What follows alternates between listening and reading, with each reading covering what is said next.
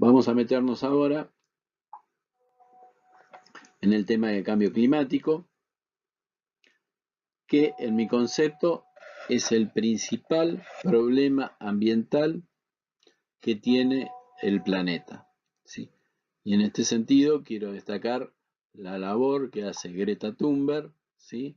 Una adolescente que me parece que tuvo la capacidad de poner en la agenda, ¿sí? O de resaltar en la agenda, porque ya está en la agenda mundial este tema, pero de resaltarlo siendo tan chica y tener la capacidad de percibir cuál es el problema fundamental desde el punto de vista ambiental. Los gases de efecto invernadero existen naturalmente en la atmósfera, ¿sí? Hay una capa de gases de efecto invernadero, ¿sí? Que naturalmente, ¿qué es lo que hace? Tenemos la radiación del Sol, parte de la radiación del Sol ya es reflejada por esta capa, la mayor parte viene a la superficie de la Tierra, parte es absorbida por la superficie de la Tierra y parte es reflejada, ¿sí? Esta parte de la fracción que es reflejada, sobre todo la radiación infrarroja, ¿sí? Al ser reflejada en la Tierra y al llegar a la capa de gases de efecto invernadero, pasa por esta capa de gases de efecto invernadero y parte es reflejada, ¿sí? Hacia la Tierra nuevamente. Este proceso, ¿sí? Permite a la Tierra, en vez de tener menos 18 grados en promedio en toda su superficie, tener una temperatura promedio de 15 grados centígrados. ¿Qué es lo que ocurre? El hombre, con todas sus actividades, sobre todo las que tienen que ver con uso de combustibles fósiles, produce un plus de gases de efecto invernadero que le dan más volumen y densidad a esta capa de gases de efecto invernadero. La radiación infrarroja que se reflejaba, ¿sí? Y volvía a la Tierra anteriormente a la revolución industrial fue aumentando por este plus de gases de efecto invernadero que produce el hombre, y esto fue aumentando la temperatura sobre la Tierra. La está aumentando. Pasamos ya de 15 grados promedio hace unas décadas a tener hoy cerca de 16 grados promedio, ¿sí? Entonces, el aumento de gases de efecto invernadero, de emisión de gases de efecto invernadero de origen antrópico, produce lo que se dice el calentamiento global de la atmósfera. Y el calentamiento global es el que produce el cambio climático, que se refleja de diversas maneras que veremos un poquito más adelante.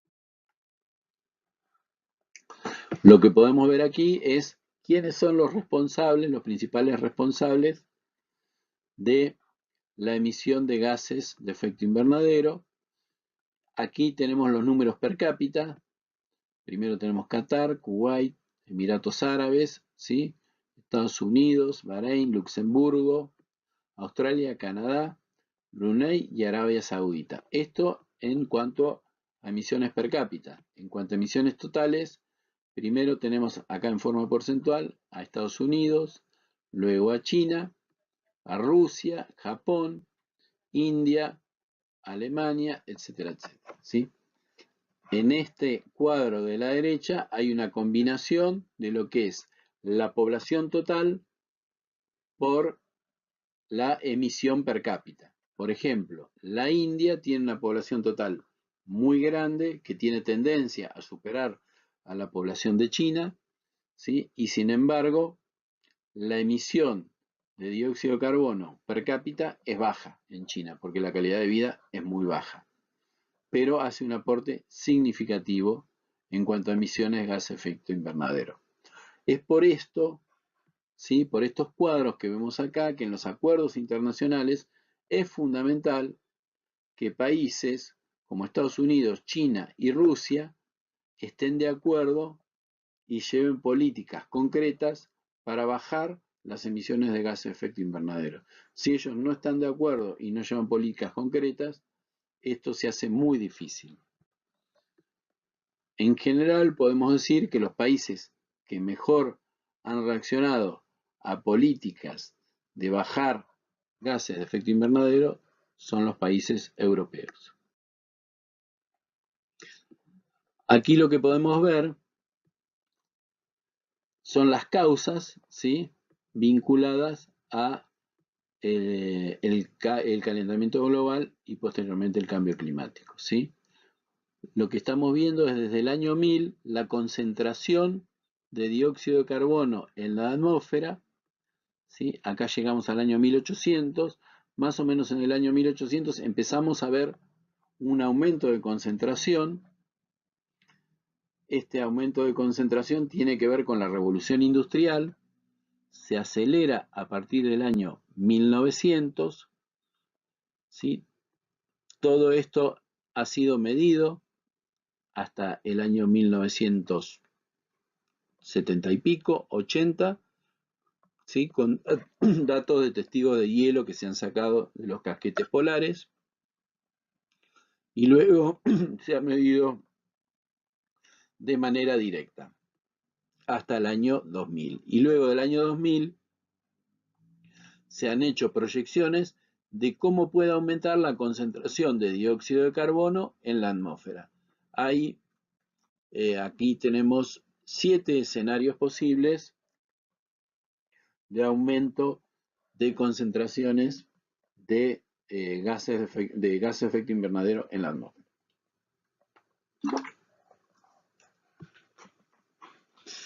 Lo que vamos a ver en un gráfico posterior es que hay una relación prácticamente lineal entre la concentración de gases de efecto invernadero en la atmósfera con la temperatura proyectada, ¿sí?, que pudiera aumentar, ¿sí? El gráfico anterior era de causas, este de consecuencias. Esta es la temperatura, ¿sí?, o la variación de la temperatura sobre la Tierra desde el año 1000 hasta el año 1900. Podemos ver que a partir del año más o menos 1930, ¿sí?, se empieza a ver un aumento en la variación de la temperatura en la superficie de la Tierra hasta llegar al año 2000, donde ya está comprobado este aumento de la temperatura media sobre la Tierra, y a partir de aquí, a través de correr distintos modelos, que los modelos básicamente se alimentan según el nivel de emisiones de gases de efecto invernadero de los distintos países del planeta, ¿sí?, y de ahí hacen distintas proyecciones de a cuánto podría llegar, en cuánto podría aumentar la temperatura sobre el planeta. Desde 2 grados hasta 4,5, en realidad las proyecciones más pesimistas llegan a prever que la temperatura puede aumentar hasta 6 grados en el planeta. Además, se sabe que a partir de los 2 grados es como que se empieza a desequilibrar todo el clima en el planeta, y ese es un límite que se han planteado en Naciones Unidas, que no habría que sobrepasar un aumento global de la temperatura de 2 grados, porque si no los equilibrios son tales que la supervivencia del hombre en el planeta estaría en peligro. Aquí lo que vemos son los principales gases de efecto invernadero, ¿sí? ¿Cuáles son las fuentes emisoras? Dióxido de carbono, metano, óxido de nitrógeno, clorofluorocarbonos, hidrofluorocarbonos y hexafluoruro de azufre. Estos serían los principales. El principal, por supuesto, es el dióxido de carbono, es el más masivo, y todo se lleva, digamos, a unidades de dióxido de carbono. Los gases de efecto invernadero tienen dos propiedades principales, que es la persistencia de la atmósfera, de las moléculas en la atmósfera en años, y el potencial de calentamiento global. Aquí, por ejemplo, lo que podemos ver es que se toma como potencial de referencia de calentamiento global 1, que es el del dióxido de carbono, y que el metano es aproximadamente 21 veces, ¿sí?, tiene más potencial de calentamiento global. Es por eso que, por ejemplo, en los rellenos sanitarios que emiten metano, con la quema del metano ya se convierte el metano en dióxido de carbono y eso reduce el potencial de calentamiento global, por ejemplo, ¿sí? Entonces, a través de estas dos propiedades es que se lleva la emisión de cada uno de estos gases, ¿sí?, a equivalentes de dióxido de carbono.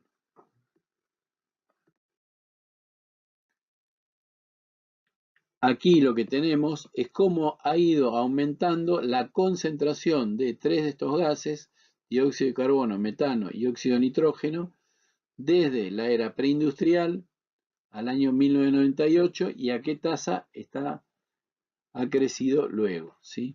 Teníamos 200 partes por millón de dióxido de carbono en la era preindustrial, o sea, 1700 y monedas, subió a 385 partes por millón hacia el año 1998 y está subiendo a una tasa de 1,5 partes por millón por año, ¿sí? Y está calculado cuál es el límite de concentración que no se puede sobrepasar. Lo mismo para el metano y para el óxido de nitrógeno, las mismas proyecciones, ¿sí? Las consecuencias del cambio climático. Dijimos, gases de efecto invernadero emitidos por el hombre producen el calentamiento global produce el cambio climático y el cambio climático se refleja de distintas maneras. Por ejemplo, aumento de las temperaturas entre 1 y 6 grados centígrados en promedio en el planeta, elevación del nivel del mar de entre 10 y 90 centímetros y aumento de las inundaciones costeras. Este aumento del nivel del mar se produce más por un dilatamiento de la masa del agua contenida en los océanos que por el derretimiento de los casquetes polares, por ejemplo, ¿no? Cambio en los regímenes de precipitaciones, aumento de periodos de sequías prolongadas en algunas regiones, aumento de frecuencia, duración e intensidad de eventos climáticos extremos. Es por eso que, por ejemplo, ahora la frecuencia de huracanes en Centroamérica es mucho mayor que hace algunas décadas, e incremento de la frecuencia y severidad de las olas de calor más acentuadas en las zonas urbanas. Esto creo que lo estamos viendo en Europa, por ejemplo, donde cada verano hay alguna ola de calor, pero también hay olas polares, ¿sí?, en los inviernos, ¿sí? En general, el cambio climático implica más frecuencia de eventos extremos hacia uno y otro lado, por ejemplo, sequías e inundaciones, ¿sí? Pero en promedio hay un aumento de las temperaturas y hay un aumento del nivel del mar, por ejemplo. Además, vinculado al cambio de régimen en las precipitaciones, tenemos un cambio en el régimen de los ríos, ¿sí?, en la hidrología de los ríos. En la Patagonia, por ejemplo, Argentina, inclusive desde Mendoza, los ríos cordilleranos están bajando sus caudales por pérdida de nieve, que es el principal aporte de caudal a esos ríos, ¿sí? Y esto ya está produciendo serios problemas en provincias como las de Mendoza, Neuquén, Río Negro, ¿sí? Chubut y Santa Cruz.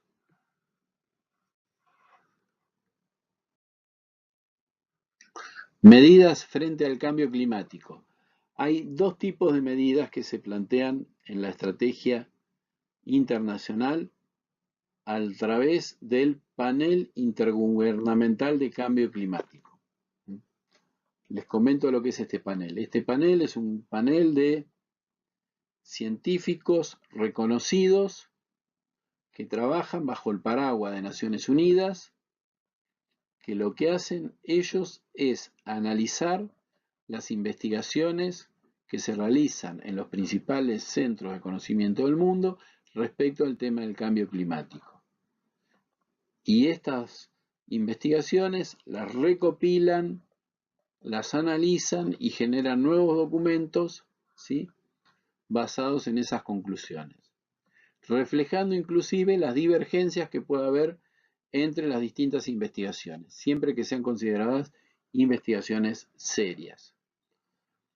Este panel intergubernamental, IPCC, es muy respetado en el mundo y es el que se considera que tiene la última palabra, ¿sí?, respecto del estado actual del conocimiento en referencia al cambio climático. Es por eso que yo considero que aquellos líderes mundiales como Trump, que desconocen el cambio climático, o como Bolsonaro, directamente están desconociendo a la ciencia como fuente de conocimiento. Las dos estrategias principales para combatir o para convivir con el cambio climático son, por un lado, la mitigación, que está vinculada fundamentalmente a la reducción de gases de efecto invernadero.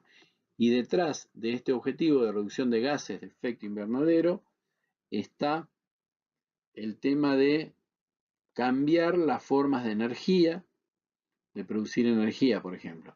Ir hacia energías más limpias, ir hacia energías como la hidráulica, como la eólica, la nuclear, inclusive en este sentido es mucho mejor, tiene otras cuestiones por las cuales tiene sus objetores, pero desde el punto de vista de los gases de efecto invernadero es mucho mejor, ¿sí?